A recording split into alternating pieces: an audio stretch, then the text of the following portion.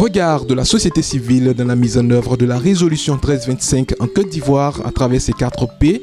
Tel est le thème du panel organisé ce jeudi 28 février 2019 à l'Institut Goethe de Cocody-Mermoz par le réseau Paix et Sécurité des femmes dans l'espace CEDEAO, section Côte d'Ivoire, en partenariat avec l'ambassade du Canada.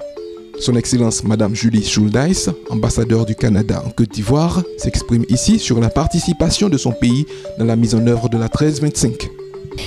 Alors, le Canada et la Côte d'Ivoire ont un partenariat sur la question de femmes, paix et sécurité. Pour le Canada, cette question est extrêmement importante dans la résolution de conflits et la consolidation de la paix. Alors aujourd'hui, c'est une discussion avec la société civile de leur implication dans ce processus.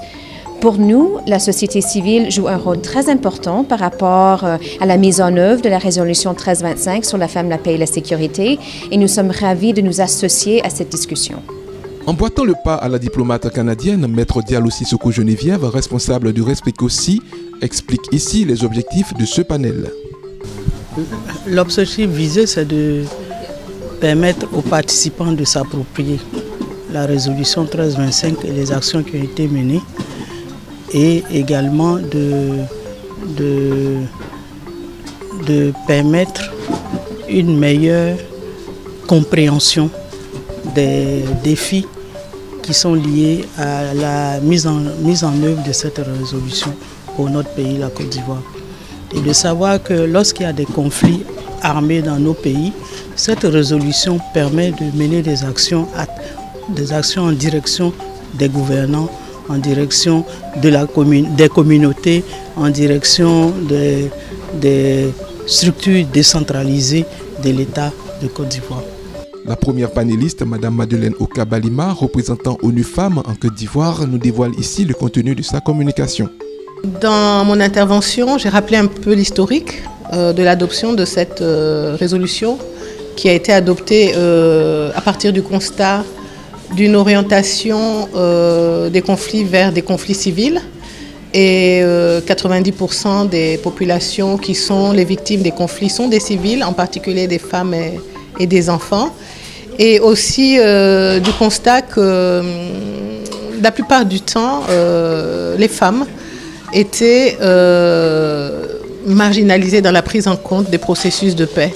Elles étaient très souvent considérées comme des victimes, mais insuffisamment prises en charge dans ce cadre, et surtout leur caractère d'actrice de la prévention des conflits, de la résolution des conflits, des processus de protection.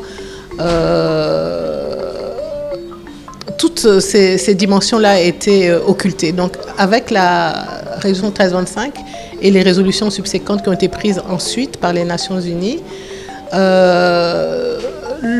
ce caractère important des femmes dans les conflits est rehaussé, est mis en exergue, et on peut considérer ce document comme un cadre politique. La Côte d'Ivoire a adhéré à la résolution 1325. Ça a été d'ailleurs le premier pays à se doter d'un plan d'action de mise en œuvre de la résolution 1325 en 2007.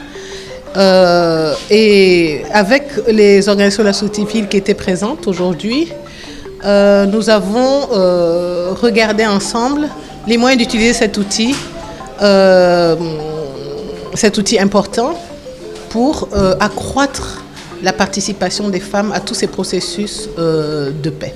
Le second intervenant, Maître Traoré Drissa, avocat au barreau ivoirien pour le compte de la Fédération internationale des ligues des droits de l'homme, FIDH, a eu pour mission de présenter les paix, prévention et poursuite.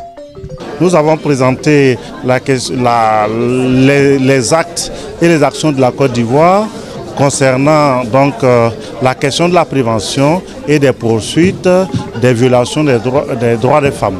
Et donc nous avons indiqué que les droits des femmes, il y a eu des mécanismes qui ont été mis en place, des notes circulaires et des renforcements des capacités qui permettent de prévenir, d'informer des menaces qui planent sur les auteurs présumés de violations à l'égard des femmes. Et également la prise en compte dans le code de pénal des sanctions contre les personnes qui violent les droits des femmes. En plus de cela également, il y a eu des directives qui ont été données par le ministère de la Justice en vue de faire en sorte que la réception des plaintes des violations des droits des femmes ne soit pas soumise à la production de certificats médicaux. Et enfin, l'existence de points focaux dans les commissariats et les brigades de gendarmerie qui sont chargés de prendre en compte les plaintes des violences basées sur le genre, particulièrement des violences faites aux femmes, ce qui permet de les recevoir, de les guider et que les femmes se sentent en sécurité et qu'elles puissent continuer à s'adresser à la justice lorsque leurs droits sont violés.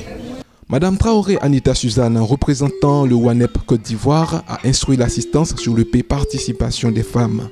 Au niveau de la résolution 1325, nous avons 4 P et moi je suis intervenu sur le deuxième P en quelque sorte. Alors relatif à la participation des femmes, voilà, au processus de décision et au processus de paix.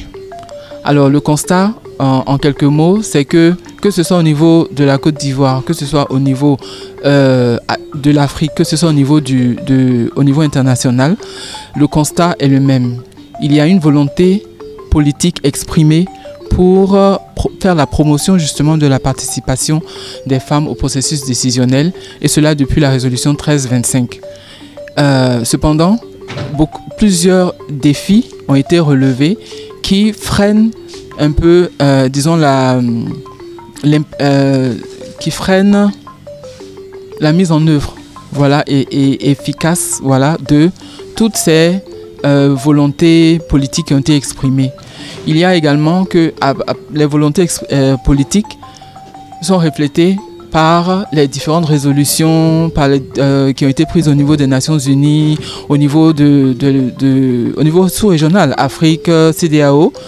Il y a les différents mécanismes qui existent au niveau national, mais la vérité sur le terrain, c'est que beaucoup reste encore à faire pour que le citoyen lambda, la citoyenne lambda puisse être, disons, convaincue de ce qu'elle a un rôle important à jouer. La citoyenne lambda puisse être convaincue qu'elle a un rôle important à jouer dans la gestion de la cité.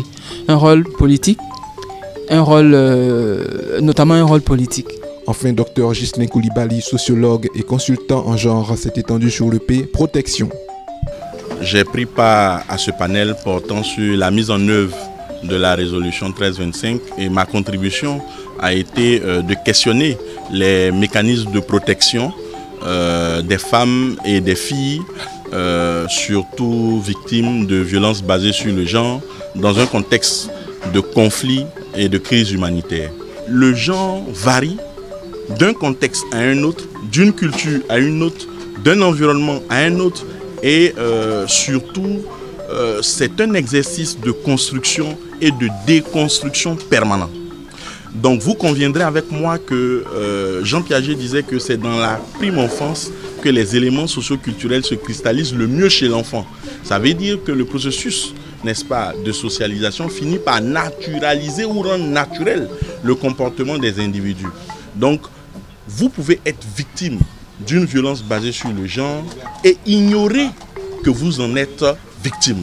Parce que le processus de socialisation finit par naturaliser justement ces traumatismes psychologiques, finit par naturaliser ces brimades que vous subissez peut-être dans la sphère privée ou dans la sphère familiale ou domestique. En termes de défis, il faut voir la prévention des violences basées sur le genre. Il faut également voir l'accès justement à la justice et surtout aussi l'impunité, n'est-ce pas, des personnes qui sont auteurs de ces violences basées sur le genre. Mais nous avons aussi un autre défi qui est la réforme de la sécurité en Côte d'Ivoire, la démobilisation, le désarmement, n'est-ce pas, qui est quelque chose qu'il faut suivre de près. Au terme de l'activité du jour, le réseau Paix et Sécurité des femmes dans l'espace CEDEAO section Côte d'Ivoire s'est félicité de la bonne tenue de ce panel et a invité la population à faire bon accueil à la résolution 1325. L'intervention des panélistes nous a permis de mieux comprendre l'enjeu et de savoir que la 1325 est un outil dynamique est un outil dynamique à travers ces 4 piliers que nous pouvons utiliser pour mener beaucoup d'activités. Et même pour cela également, nous pouvons nous servir des autres dispositions connexes de la 1325 pour faire le suivi et l'évaluation des actions. Le message à l'endroit de la population, c'est d'appeler la population à l'apaisement. Parce que la résolution 1325 concerne femmes, paix, sécurité. Donc appeler la population à l'apaisement, appeler la population à accueillir les organisations de la société civile qui viendront faire la vulgarisation de cette résolution.